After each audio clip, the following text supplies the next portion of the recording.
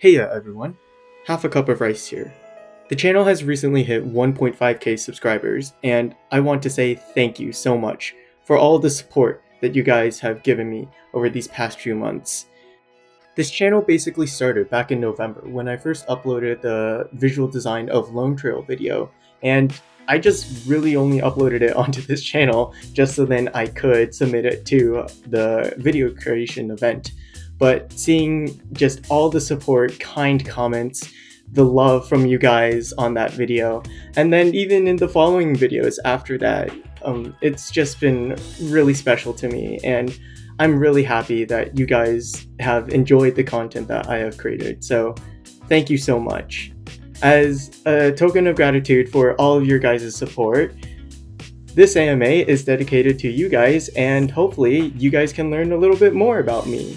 Maybe some interesting facts, and also hopefully I can answer some of your guys' questions regarding how, maybe I create some of these videos to, what I love about Arknights, and maybe some other personal details about me. So yeah, without further ado, let's get straight into the questions. By far, the most asked question from you guys on both the YouTube comments and also the Reddit post was related to what's the deal with my username, Half a Cup of Rice. In short, there really wasn't any thought thinking about why specifically half a cup of rice. Why not a full cup of rice? I don't know. Why, even have a cup of rice? I don't know. It's one of those things that you just kind of say and you just kind of come up with it. The more detailed backstory behind the name Half a Cup of Rice was I was on a camping trip and I was talking with a group of other people, and I said something along the lines of, hey, if I'm ever going to create a YouTube channel, I'm going to name it Half a Cup of Rice. And I think the only thing that was somewhat logical within that was I knew I wanted to have rice within the name just because I was Asian, and rice is our staple grain. Of course, we love rice. So all I knew was I wanted to have rice in the name, and all those words up in front of rice was just said it out in the blue. And the other people were like, hey, that's actually a really funny name. And I'm like, yeah, no, that is actually a really good name. I'll keep that in mind. So I've been using it as my social media handle for all these years, and then finally when it came to actually creating this YouTube channel, I'm like, it's now time to fulfill the prophecy. So there we have it. I don't have really any solid reasoning behind where the name Half a Cup of Rice came from, other than us Asians like rice, so there we go. The next question is pretty understandable considering the content that my channel mostly covers when it comes to Arknights, and that is, am I a graphic designer or am I studying graphic design in school? And the answer to that is no, I'm not actually a professional graphic designer, nor am I studying graphic design professionally. What I'm actually studying is mechanical engineering, and the only experience that I've had with graphic design in an educational setting was this one graphic design class that I took back in high school for an art credit. But even though I'm not receiving any formal education on graphic design, I think it was from that one basic introductory course into graphic design from high school that really kicked off my interest and my motivation to keep on training myself in graphic design. I think also the other reason partly was that class gave me free access to Adobe Photoshop and Illustrator, which for all the terrible business practices Adobe is doing, particularly with its treatment of creator works and using that to train artificial and generative artificial intelligence, frick you Adobe, that is not cool. You can't deny that those tools are incredibly powerful and incredibly useful, and from that, I kind of haven't gone back from wanting to use those sorts of really cool and really nice graphic design programs. Also, another thing that I really love doing is just flipping through old print media, and even now, recent print media of graphic design. At my university library, they have a lot of different biannual Graphis Annuals, which is basically a compilation of different graphic designs and also physical designs as well every 2 years. And it's just a really great place to find a lot of really cool, interesting graphic design ideas that usually I'm like, hey, like that's something that I want to save and maybe want to try and utilize. Also, there's a bunch of other books regarding like the history of graphic design. Recently, I got these 2 books. This one's on the graphic design from Japan. So this one's been really interesting to look at some of the things within it. And then this other one is on like one of my idols of Swiss style graphic design, Josef Müller-Brockmann. He just has like super iconic, really cool stuff. You've probably seen me show one of his works on the Lone Trail video while I was talking about Swiss style graphic design. So yeah, I love reading books about graphic design. I love looking at old and new graphic design works, as well as looking at branding guides. That's another thing that I love looking at. P.S. The French and the British government branding guides are really good. Highly recommend. Give them a look if you're interested in looking at making government-oriented graphic design. So yeah, in short, no, I'm not professionally trained or studying graphic design, but I'm certainly someone who's interested, and I suppose you could say I'm an amateur graphic designer. Next up, Project 193 asks me 3 questions. First of all, which one goes inside the bowl first, cereal or milk? I don't really care. I don't have any strong opinions about this, but if you had to ask what I would personally do, I personally do cereal, then the milk. Why? Well, first of all, cereal is usually more buoyant, or it's buoyant in milk. So if you first pour in the milk and then you pour in the cereal, all that lighter cereal up top is probably going to be floating around a little bit. So you have to be more controlled while you're pouring. You can't just pour all of it in, or else potentially some of the cereal might spill out because some of the cereal that was already poured might have not sunken down yet. So that's the first reason. Second reason, milk is a lot more easily to flow around because it's a liquid compared to cereal. Cereal's a solid. So it's just easier to first pour the milk, and then the milk is able to fill through all the cracks and crevices in between different pieces of cereal than the other way around. So yeah, I personally do cereal before the milk. Their next question asks about what is my favorite voice that I like to use for operators in Arknights. Personally, from the 2 main examples that I've actually gone through and listened to the different voice actors, or at least Japanese, Chinese, and English. I don't have the Korean voice pack downloaded, so I really can't say anything about the Korean voice. But for the other 3, I personally feel like the Japanese voices fit the best for my characters, and I like them the most. And the main reason for that is like just comparing the 2 characters that I did listen to their voices, which were Saria and Firewatch. I feel like the Japanese voice actors fit the characters better than the other 2 languages. For example, like Saria. Saria's Japanese voice actor has a lot more of like a husky voice for Saria, and I think that suits Saria's personality more than the Chinese or the English. Out of all of those 3, I kind of feel like the English voices are, I would say, the weakest out of the 3. I feel like they don't represent the character as well as the other 2 characters.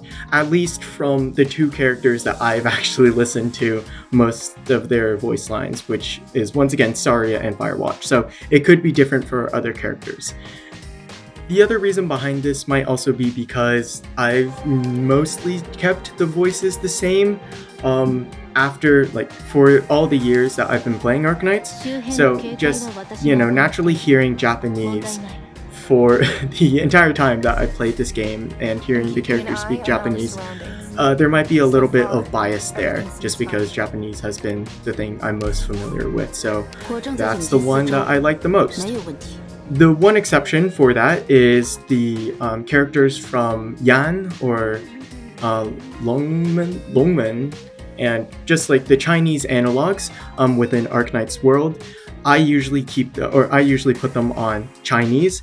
And additionally, if they do have the regional Chinese dialects options for them, I will choose them, like Cantonese for Chen and Hokushuma. And I don't know exactly which province Yan is from, but her voice I also set on the regional dialects. And that's mainly because I think it's more authentic that way.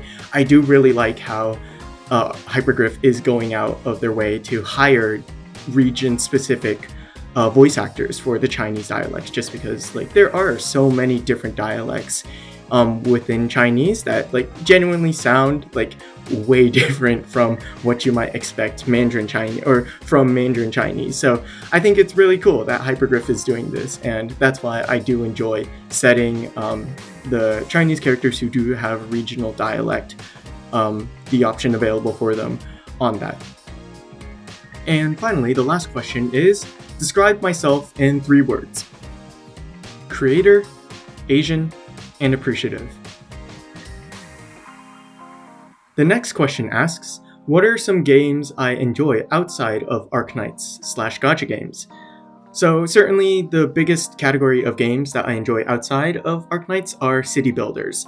Probably my go-to would be City Skylines, especially City Skylines 2, after all the new patches have made it a lot more of an enjoyable experience. I've been playing a lot of that recently. Also Cliff Empire, a bit more of an obscure title. There's also Kingdoms and Castles, which is one that I really adore, the cute, like low poly art style of Kingdoms and Castles.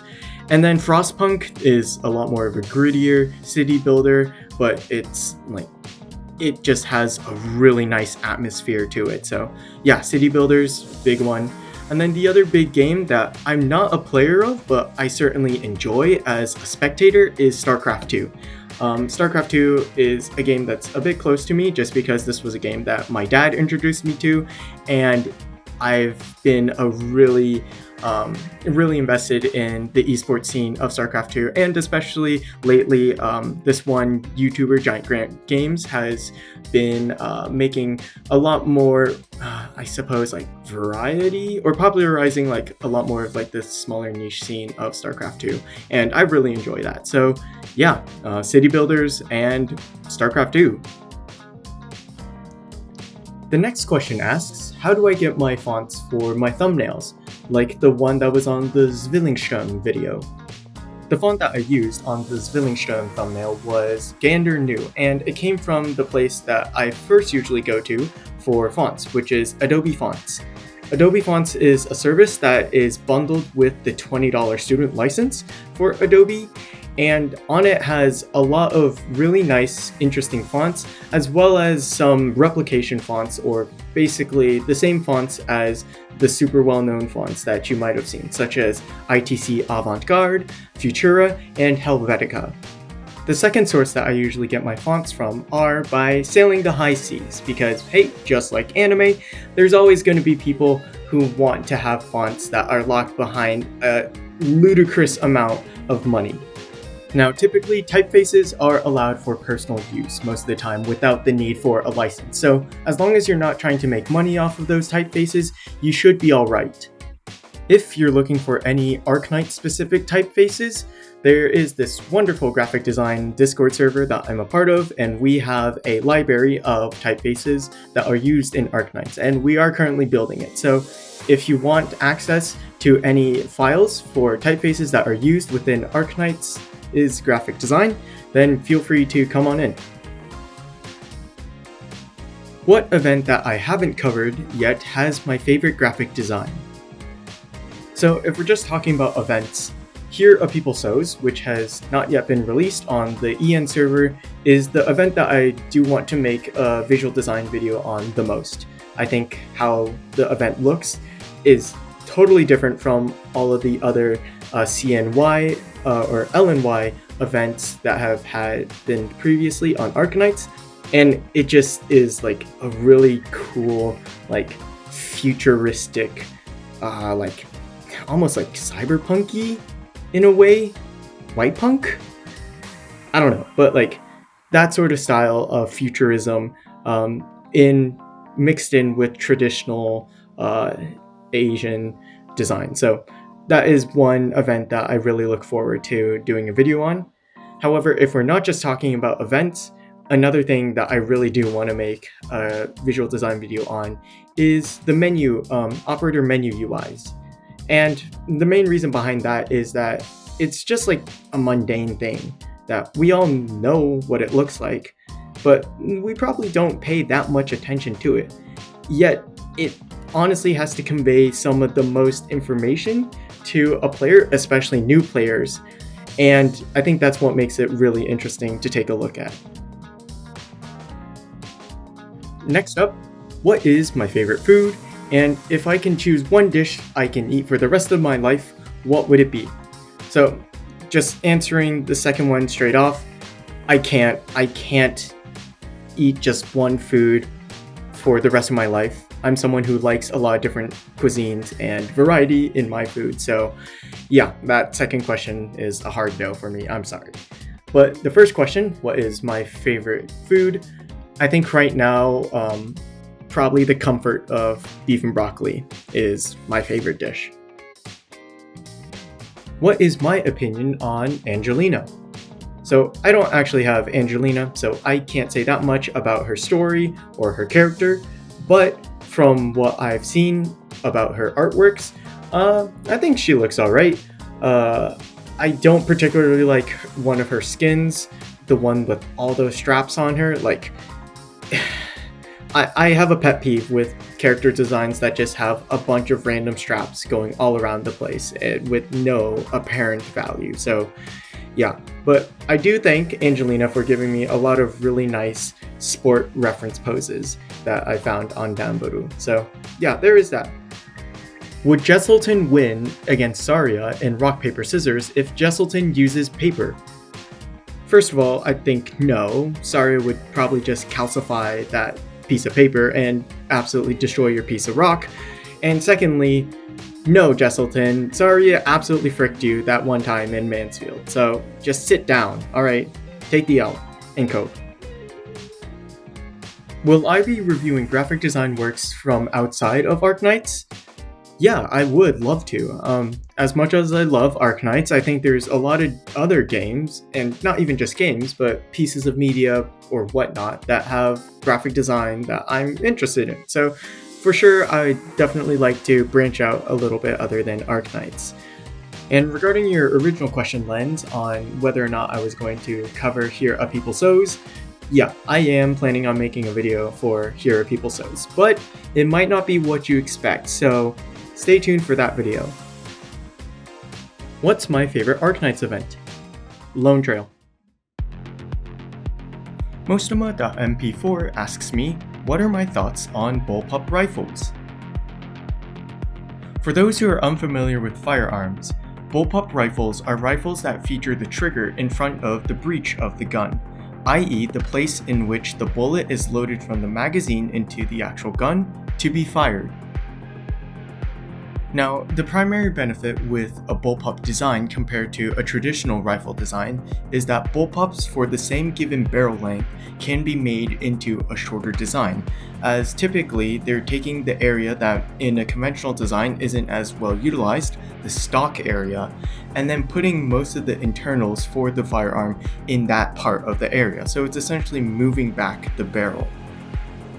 And I think a lot of militaries have looked at the bullpup design and in the context of this current environment, which also includes looking at the alternatives, such as conventional carbine designs, as well as the political factors, such as institutional inertia, a lot of militaries have deemed that the benefits of a bullpup are not sufficient enough for them to completely change their current service rifles into a bullpup design.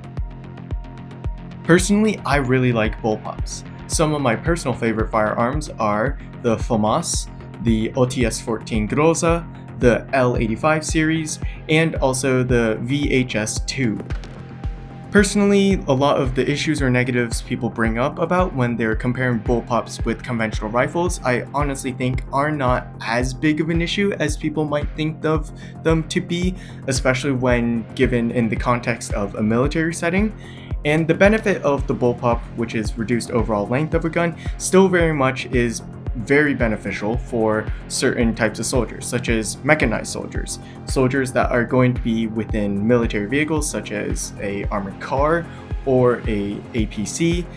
Having a shorter gun would make it much easier for them to move around within those tight spaces. Also, I think there are two things within recent firearms development that might have the bullpup's advantage be valued much more, which is the adoption of a larger standard cartridge than the 5.5mm range of intermediate rifle cartridges, and also the addition of standard issue suppressors.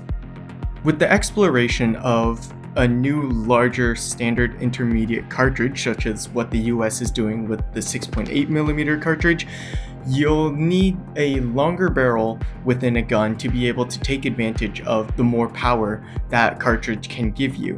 So you're already lengthening the gun there. And then with the thing about standard issue suppressors are quite long attachments on the end of the barrels for guns.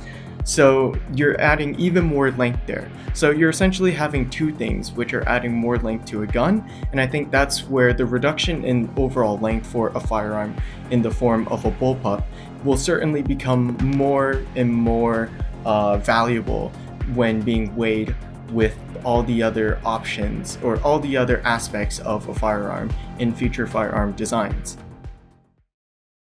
Who would I say is the sweetest operator? You probably thought I would say my wife, but no, it's actually Ifrit. Ifrit's relationship with her two primary caregivers, Silence and Saria, is the main reason why I think she's honestly the sweetest character within Arknights. We first see her as this immature chaos child that's, a little bit taxing to Saria and Silence, but we also see how much that Saria and Silence do care for Ifrit's well-being, and that's why I think initially she is still sweet, even though she is this rambunctious little gremlin. But especially after she matures and when she's interacting with Silence and Saria in Lone Trail, I think that's really what sells her sweetness to me, because now she's grown up and she understands the hardships that Saria and Silence are facing while taking care of her. In particular, I think Saria. So her just kind of stepping up and being like a bit more considerate towards her caretakers, basically her parent figures, is just an incredibly sweet thing. And that's why I think Ifrit is honestly the sweetest operator out of all, or not just operators, but just characters in general in Arknights. Speaking about my wife, why am I married to Firewatch? First off, I am inherently weak to silver hair characters. I can't count how many times that I have been immediately grabbed by a character just because they had silver hair. But beside that, I think Firewatch's story is perfectly set up for her to undergo character development and come out as a new operator that has changed. Like, even in her operator story, it says that someone needs to show Firewatch to get over her past. And I think Firewatch being this character that Hypergriff writes as being someone that you sympathize with her situation, but also you know that she should get over and grow from what she has experienced, is just super alluring, and I personally really love that about her. Her quiet but deadly personality that she has is something that I personally really like in characters, so there's that as well. I love her sleepy/tired eyes. That's really cute. Her crossbow design, in particular her crossbow for her default skin and the Icefield Messenger skin, are just super sick. Any sort of weapon with a big optic, I'm absolutely in love with, so there's that. Her outfits are really cute. I love her default skin. It just looks super cozy, and the natural color palette is really nice, blends in well with her backstory. The Wilted Cypress one is probably the least favorite out of 3, but I still like the effects, and also the drawing itself looks really nice, especially some of the like environmental details around it. And then the Icefield Messenger is probably the one that I like the most. I like tactical looking outfits, and this one does look like a really nice tactical outfit, and also ponchos. Ponchos are peak. Regarding her actual utility as an operator, I was drawn in by her skill 2 initially, because who doesn't like big boom boom? But, becoming a little bit more competent at the game, I recognized how good her skill 1 or ability 1 was as well. So, having 2 pretty good skills is really nice. And then also her talent is fits well with her as well. So overall, I still use her quite a bit in a lot of stages. So yeah. But I think the main reason why I love Firewatch so much is because Firewatch was one of the earliest characters that I got when I was rolling in Arknights. For example, if I got Saria before I got Firewatch, then it might have been Saria was my wife instead of Firewatch. But I think just because of that connection that Firewatch has been with me throughout my entire journey through Arknights, I think that's what makes her really special for me. Firewatch is a character that I just love. I love her story, I love her character design, I really like using her during operations, and she's accompanied me throughout my journey in Arknights, and that's why she's so special to me. And continuing on the topic of my wife, do I have any Firewatch art? Yeah, I do like saving artworks of my favorite character from Arknights. My personal favorite artworks of Firewatch are these ones from ND25's, 卓表自动, and Hornwood. And finally, this question asks, what prompted me to create the Lone Trail video and cover the particular topic it did cover? So I think the first part to this question is, just in general, I love video essays on interesting topics. I personally have been tremendously influenced by watching video essays on really interesting topics and seeing the perspectives that people are able to share through a video medium. And I think it's partly because of that influence of all these really interesting video essays that I have watched that I personally wanted to go out and do my own. And I wanted to do it on a topic that I was relatively interested in and also relatively familiar with. So that's why I went with graphic design and with Arknights. Secondly, there's a particular way that I kind of view my own content fitting into the plethora of Arknights content. And it sort of is based on this one model that I have with regards to just in general community content for a video game. Within this model, there's 3 different levels that I like to generally categorize content into. The first level of content is essentially a level which introduces people who have no context of a video game into it. This could be gameplay clips where even if you don't know anything about a game, you can still generally understand what's exciting or what a gameplay clip is talking about. Also, you might find things such as an initial review of a game, as well as starter guides that are specifically meant to introduce new players into a game, such as those made by Kukikaze. The second level of content is content that's suited more towards people who already have knowledge and experience within a game and are looking to expand upon that. So, for instance, operator guides or operator analysis, such as the ones made by Dragon GJY. That is something that's suited towards players who understand game mechanics and they are looking to optimize their performance even more.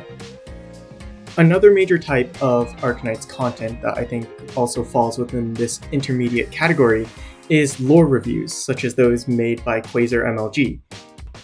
These lore reviews, or lore recaps, are suited towards people who are invested within the Arknights story, but they might not have the time to be able to go through, Arknight's infamous writing, to be able to get caught up with what the new latest Arknights lore is. So that's why you have this service, essentially, of people who are willing to break down and able to relay that condensed information to people who want to know more about the lore of Arknights. To quickly recap, I think level 1 content is content that is specifically usually targeted towards people who are not familiar with the community, usually because they are new to a video game, such as Arknights. This is also usually the first level that develops out of a new video game just because people are not sure about the direction of a video game just yet. So usually they'll take on this sort of content, which usually is like the safe bet content that applies generally to all different types of video games.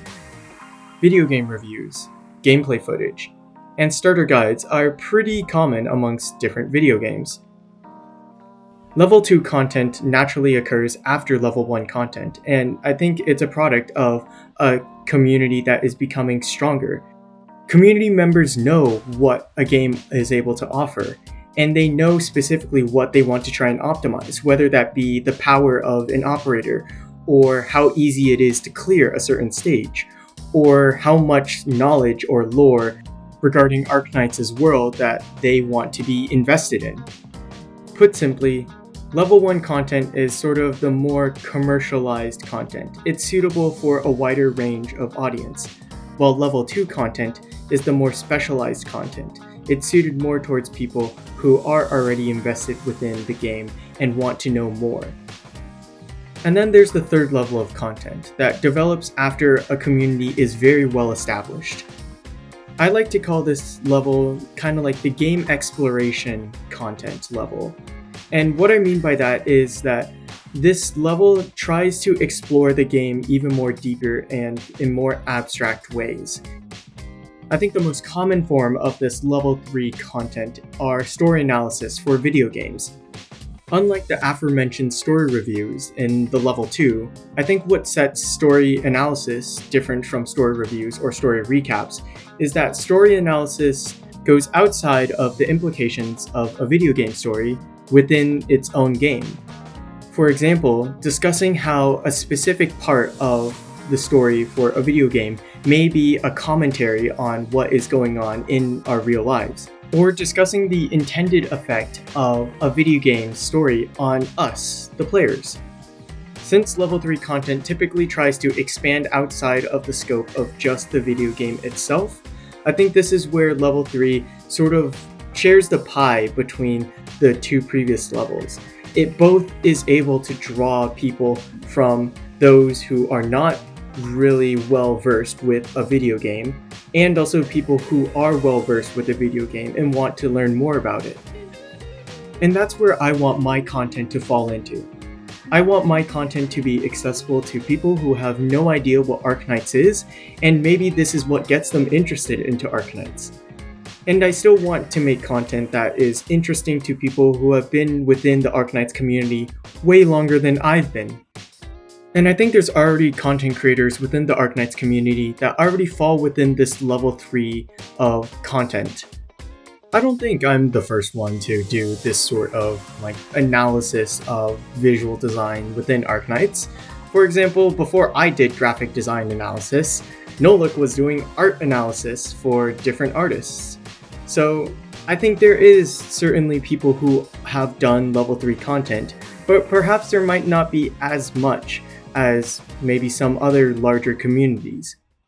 And with the Arknights EN community coming up to its 5th year, I think this content creation community has matured enough to see more of this level 3 content be put out, and perhaps reach out to a wider audience, not just people who might be interested in playing the game, but people that just might be interested about interesting things.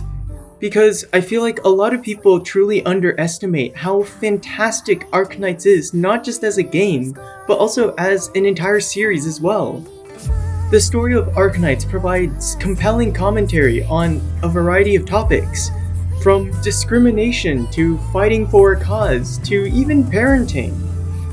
It's a game that's created a fantastic world that not only showcases the incredible talents of the artists, the graphic designers, the musicians, the writers, the game developers, and all the other people who have gone into making this wonderful game, but also sheds light on the real cultures that the game references and shares them with a new generation.